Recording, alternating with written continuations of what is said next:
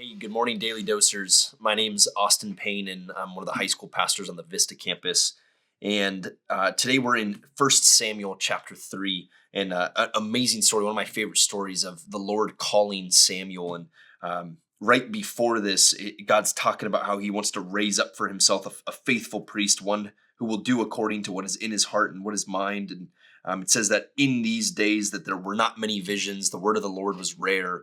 And there's this amazing moment where Samuel is literally living in the temple and still doesn't know and understand the voice of the Lord. But before we read it, I remember growing up, I lived in Lake Arrowhead for about 7 years.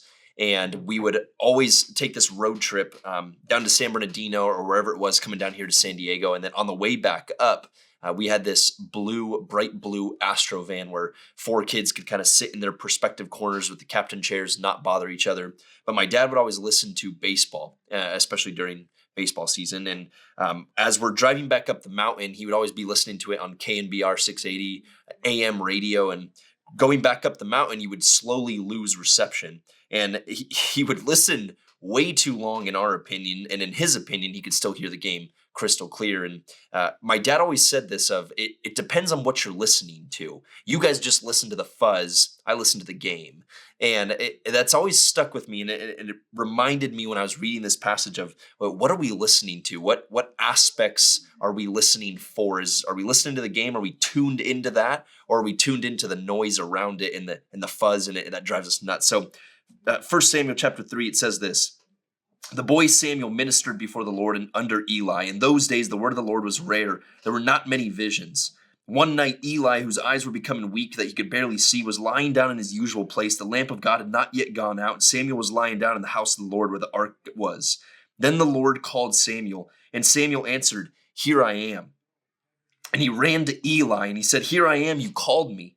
But Eli said, "I did not call you. Go back, lie down." So he went and he lay down. Again, the Lord called Samuel. And Samuel got up and he went to Eli and said, "Here I am, you called me." "My son," Eli said, "I did not call you. Go back and lie down." Now Samuel did not yet know the Lord. The word of the Lord had not yet been revealed to him. A third time the Lord called Samuel.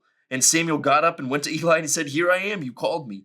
Then Eli realized what the Lord was calling the boy, that the Lord was calling the boy. So Eli told Samuel, "Go and lie down, and if he calls you, say this: 'Speak, Lord, your servant is listening.'"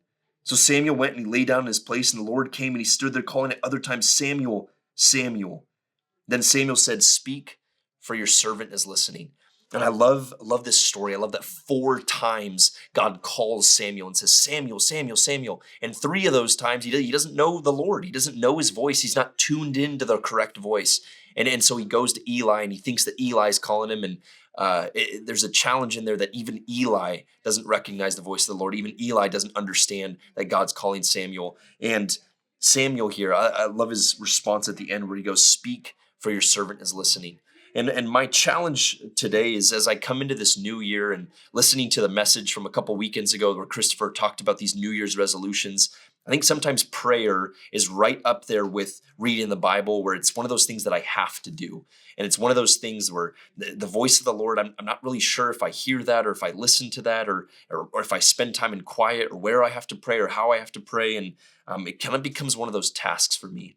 And one of my good friends in a conversation about prayer, she described prayer as spending time with the person who loves you the most. And that's really reshaped the way that I think about prayer of, what would it look like for me in this year if prayer became me just sitting quietly before God, no matter where I am, if it's on a drive or in a moment, a time and a space that I have where I just say, "Hey, Lord, would you speak, for your servant is listening." May I start each day, maybe just even a posture of open palms of, "God, here I am. Yeah, would you speak to me? Would I be able to listen to you? May I be able to tune into your voice?" What if I viewed prayer as less of a have to thing and less of a check this off my list or pray before meals or whatever it is? And it's spending time with the person who loves you the most. That through scripture, God has revealed himself to us, that if I spend time in scripture, if I spend time just saying, "God, would you speak? Your servant's listening," and spend more time listening than I do asking and listening more than I do talking, that's a challenge for me. And I want to do that today, and I want to do that this year better. Thanks, guys.